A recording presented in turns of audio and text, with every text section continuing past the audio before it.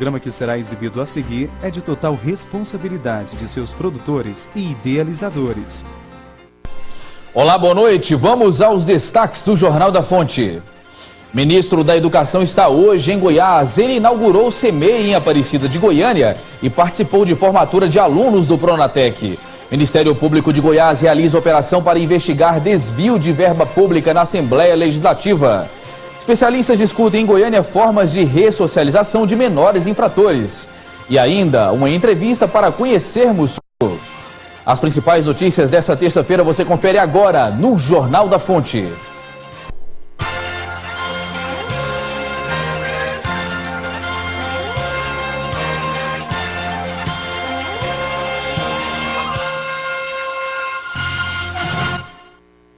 Órgãos envolvidos na reeducação de jovens infratores estiveram reunidos hoje à tarde. Em pauta, a padronização dos processos de aplicação das medidas socioeducativas para o público. No centro das discussões estavam os procedimentos a serem adotados sempre que o menor de idade for flagrado cometendo alguma irregularidade. O evento contou com a presença de representantes de 97 municípios goianos que possuem centros de referência em assistência social ao menor. O encontro contou com palestras de autoridades ligadas ao governo federal e teve como objetivo discutir a criação de projetos voltados ao adolescente infrator. O plano, não só o nacional, mas o estadual e o municipal, é extremamente importante porque ele vai direcionar as nossas ações e ele tem o objetivo de integrar todas as áreas, não só a assistência social, que é quem executa hoje, mas também integrar a educação, a saúde, esporte e lazer. E isso vai trazer como benefício para a gente atingir muito mais esse adolescente, conseguir muito mais resultado. É esse o nosso objetivo. Na ocasião, foi realizado um seminário de elaboração do Plano Decenal de Medidas Socioeducativas, visando padronizar as ações realizadas entre Estado e municípios, sem que haja diferença nos procedimentos adotados. É preciso que nós tenhamos um alinhamento das condutas, um alinhamento das medidas, para que possamos, então, ter uma uniformidade. E o plano decenal, ele visa exatamente isso, ter essa continuidade e não que seja de acordo com aquele que esteja lá no município. De acordo com a legislação, quando o menor comete um ato infracional, ele é ouvido por um promotor da infância e juventude que sugere ao juiz qual medida socioeducativa deverá ser tomada, dependendo da gravidade do ato cometido. De acordo com essa promotora do Ministério Público, é de fundamental importância que várias secretarias estaduais e municipais estejam presentes na recuperação do menor infrator. Está previsto, inclusive, na legislação. O socioeducativo ele não se limita à questão da repressão e do cerceamento da liberdade ou, eventualmente, a aplicação de uma medida em meio aberto. Por isso a importância do envolvimento de outras secretarias, sem sombra de dúvida, até por determinação legal. Outra questão que é importante ressaltar é que muitas das vezes você acaba focando apenas nas medidas socioeducativas em meio fechado, que seria a semiliberdade e a internação. E se esquece da primordial, conforme até o próprio Estatuto determina, que são as medidas em meio aberto. E vamos à redação saber das últimas notícias com a repórter Cristiane Rodrigues. Boa noite, Cristiane. Boa noite, Segismar. Boa noite para você que está em casa. Segismar, o corpo de um garoto de 4 anos que morreu após levar um tiro no abdômen, um tiro de chumbinho no abdômen, foi velado hoje em Aparecida de Goiânia. De acordo com a Polícia Civil, o disparo foi feito de forma acidental pelo avô da criança, durante uma confraternização da família em um condomínio à beira do lago de Buriti Alegre, na região sul de Goiás. A vítima chegou a ser levada ao hospital, mas chegou ao local sem vida. O avô da criança deve prestar depoimento à Polícia Civil ainda nesta semana. Uma notícia lamentável, né, Segismar? Com certeza, Cristiane, muito lamentável. No final de março, tribunais do Júri de Goiânia participaram da primeira Semana Nacional do Júri de Goiás. A expectativa era da participação de 72 unidades judiciárias do Estado e que elas realizassem 243 sessões de julgamento. Para trazer dados atualizados, eu converso agora com o juiz da primeira vara criminal, Gesseir Alcântara. Doutor Gesseir, boa noite, é um prazer recebê-lo aqui no Jornal da Fonte. Boa noite, é um prazer, é todo nosso. Só para esclarecer, doutor Gesseir, como que funciona essa Semana Nacional do Júri? Esse foi um programa estabelecido pelo Conselho Nacional de Justiça, o CNJ, que estatuiu que, no caso, os tribunais do júri fizessem o julgamento de processos de casos até 2009, para desafogar um pouco aqueles processos que estavam, no caso, sem andamento. Mas aqui em Goiânia nós estávamos com a pauta totalmente em dia, mas mesmo assim nós cumprimos a semana.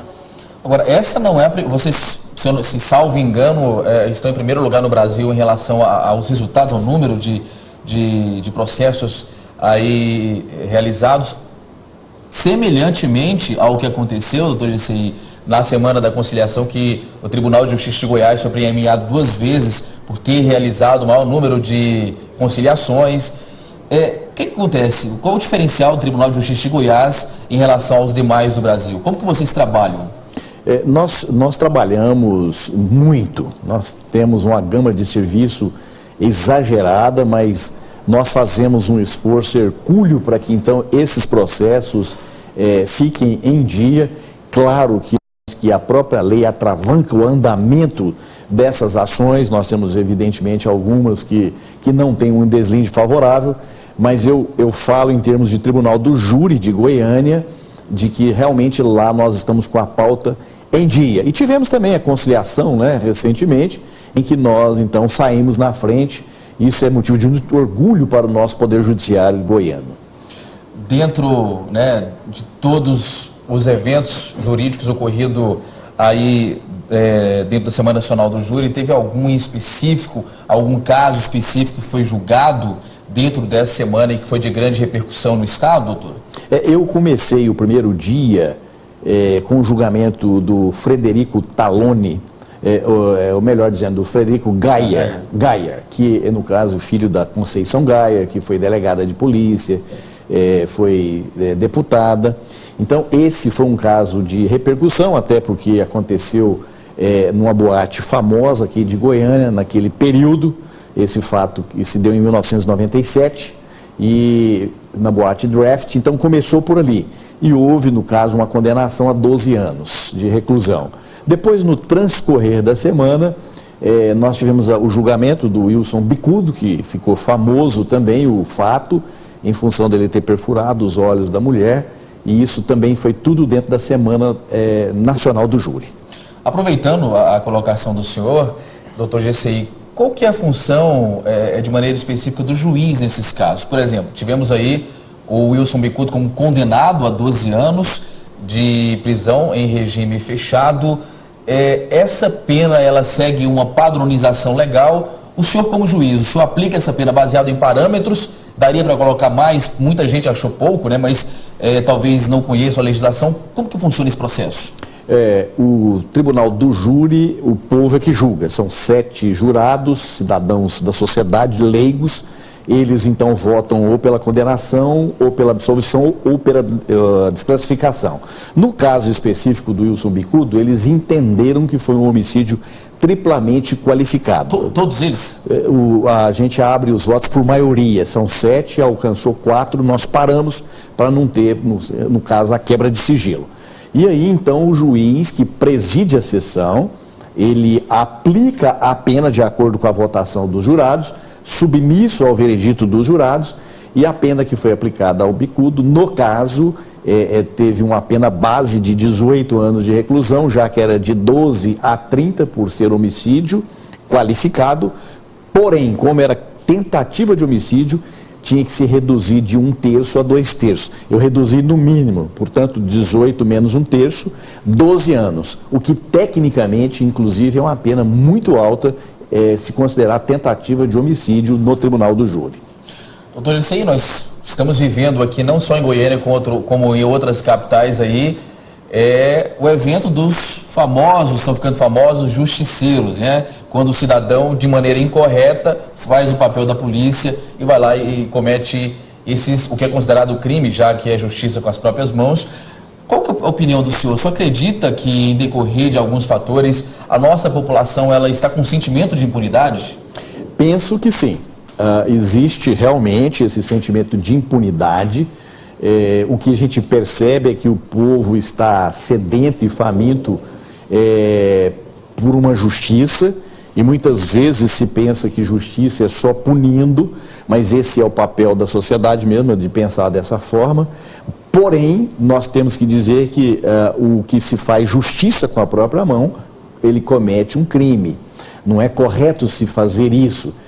O povo, portanto, no afã de uma justiça em função da morosidade do poder judiciário, da impunidade, por parte da Polícia Civil, umas investigações demoradas, o Ministério Público falhando na aplicação da fiscalização da lei, tudo isso vai levando a sociedade a ter esse tipo de comportamento. Mas acontece que esse não é o caminho correto. Nós não podemos pensar dessa forma que isso seria a solução. E aí fazer justiça com a própria mão, estará cometendo um outro crime, às vezes até mais pesado do que aquele que foi cometido por aquela pessoa que está sendo linchada e que levou até a morte. É importante lembrar que é crime quem faz justiça com as próprias mãos. Eu agradeço a participação do juiz da primeira vara criminal, doutor GCI Alcântara. Obrigado pela participação do senhor. Uma boa noite. Boa noite, estamos sempre à disposição. E o deputado Fábio Souza entregou na noite de ontem, em uma sessão especial na Assembleia Legislativa, o título de cidadão goiano ao diretor executivo da Rede Record, Luciano Ribeiro Neto. A solenidade ocorreu no plenário da Assembleia Legislativa e contou com a presença do governador em exercício José Eliton e demais autoridades. A sessão especial foi proposta pelo deputado estadual Fábio Souza, que prestou uma homenagem ao diretor executivo da TV Record em Goiás, Luciano Ribeiro, que recebeu do líder do governo na Assembleia o título de cidadão goiano. Luciano tem uma vasta experiência em meios de comunicação, sobretudo na Record. Há tempo ele exerce essa função de diretor na Record do Estado de Goiás. Antes foi o primeiro diretor da Record News, tem uma história como comunicação, como gerente de comunicação. Se ganhar esse título porque à frente da Record ele soube instrumentalizar a televisão para mostrar a nossa goianidade. A homenagem contou com momentos culturais, como a apresentação da cantora goiana Sanoé, que na oportunidade interpretou canções da música popular brasileira.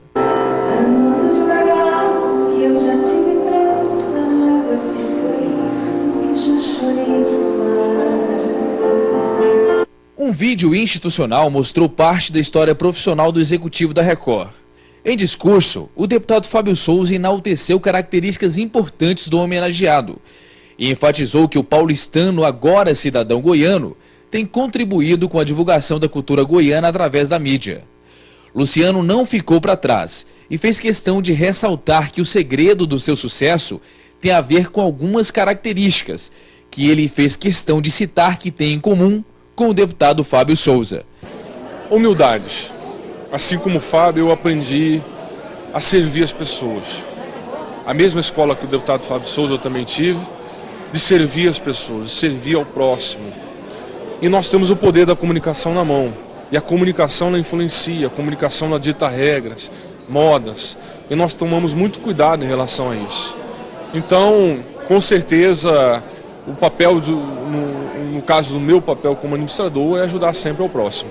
Ao longo de seu discurso de agradecimento, o homenageado ressaltou questões ligadas à sua intimidade e declarou que se converteu na igreja evangélica aos 15 anos de idade, em uma igreja que na época tinha como líder o apóstolo César Augusto. Sempre quando eu posso, eu cumprimento os amigos que eu tenho até hoje, muitos deles continuam, e hoje na Fonte da Vida, né?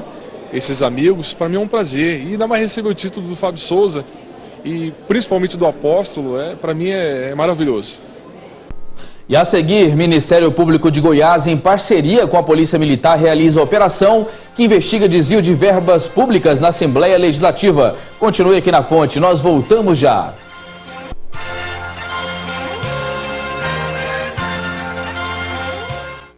E de volta aqui no Jornal da Fonte, a participação da repórter Cristiane Rodrigues. Cris. Eu volto com notícias do trânsito. Uma queda de energia em função da chuva deixou o trânsito ainda mais caótico na tarde de hoje, Cedismar. Com a chuva, os semáforos de muitas avenidas da capital deixaram de funcionar, entre elas as avenidas T9 com a avenida T1, no setor Bueno, e nas avenidas Sergipe, José Hermano, Senador Moraes Filho e 24 de outubro, as avenidas T7 também, Assis Chateaubriand, todas aí estavam sem funcionar, né, os semáforos. Segundo a Secretaria Municipal de Trânsito, o problema foi causado por uma queda de energia em algumas regiões da capital. Volto com você. Ok, Cristiane. E no Brasil, empregados domésticos têm direitos equiparados aos de funcionários da indústria e do comércio, por exemplo. O país passa a incluir um contingente de cerca de 6,5 milhões de pessoas nas garantias legais que prevêem o estabelecimento de uma jornada de trabalho. Para conversar sobre a PEC das domésticas, eu falo agora com o advogado trabalhista Rafael Lara Martins. Doutor Rafael, satisfação recebê-lo novamente aqui no Jornal da Fonte. Muito obrigado, é sempre um prazer. Pois é, doutor, a PEC ainda não foi regulamentada, existe alguma previsão para isso? É engraçado, mas a previsão era que ela fosse regulamentada nos 90 dias após a aprovação do projeto de emenda constitucional, que se tornou, hoje ela está fazendo agora um ano depois e ainda falta essa regulamentação. Espera-se que isso aconteça a qualquer momento, mas nos parece que foi só uma estratégia de se conceder um pouco os direitos, mas ainda não regulamentá-los, o que equivale quase a dizer que não há direitos concedidos. Esse pedido de emenda representou uma grande vitória, embora ainda não esteja regulamentada, assim que tudo estiver dentro dos moldes ideais para essa classe trabalhadora, doutor Rafael? Sem dúvida, não existe possibilidade de se negar que a aprovação da PEC das domésticas é um grande avanço no conceito de direito do trabalho. Você corrige uma injustiça histórica de os trabalhadores domésticos não terem direitos básicos que outros trabalhadores têm, como uma limitação de jornada de trabalho, por exemplo. Agora, o que não podemos, e isso é ruim tanto para os domésticos quanto para os empregadores domésticos, é viver numa situação em que nós não temos uma regulamentação específica sobre como vão ser esses direitos. Como é que funciona? Tem intervalo, não tem intervalo, tem que ser de 1 hora, pode ser de menos de 1 hora, quanto tempo de jornada que é, pode dormir no emprego, não pode dormir no emprego. Isso está todo mundo aguardando essa regulamentação. Vai pagar FGTS, não vai? Enquanto não houver essa regulamentação, apesar dessa conquista, apesar de se recompor um prejuízo histórico, todos ainda estão no prejuízo. Pois é, enquanto tudo isso não seja devidamente estruturado, regulamentado, aprovado, como que fica a situação? As profissionais do lar, elas estão à mercê da vontade das suas patroas? É necessário que nós façamos algumas considerações para estabelecer e tirar alguns mitos, né? Algumas pessoas pensavam que com a PEC das domésticas ou com essa regulamentação vai ter que assinar a carteira de trabalho dos domésticos. Não é assim. Sempre foi obrigatória a assinatura da carteira de trabalho dos domésticos, por exemplo. Aquele empregado doméstico que trabalha 3 vezes ou mais por semana numa residência, ele é um empregado que tem que ter a sua carteira assinada.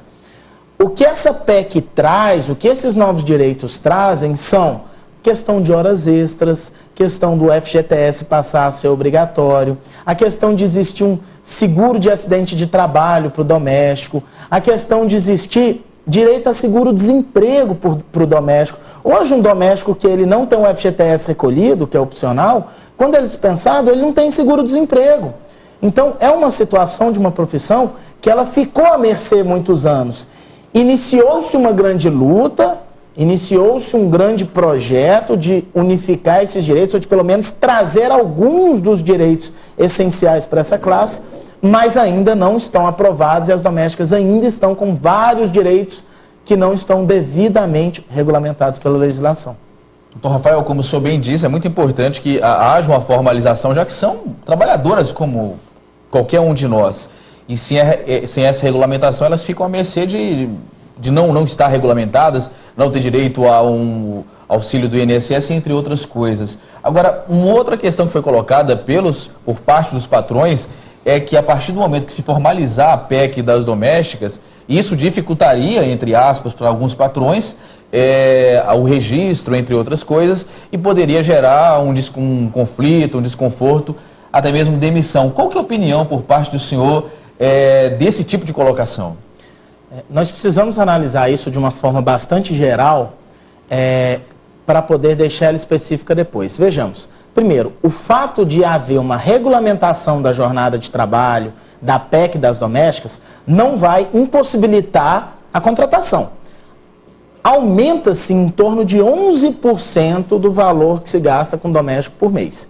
É significativo? Sim, são 11% a mais. Não vai ser qualquer trabalhador, qualquer empregador doméstico que vai suportar esse aumento.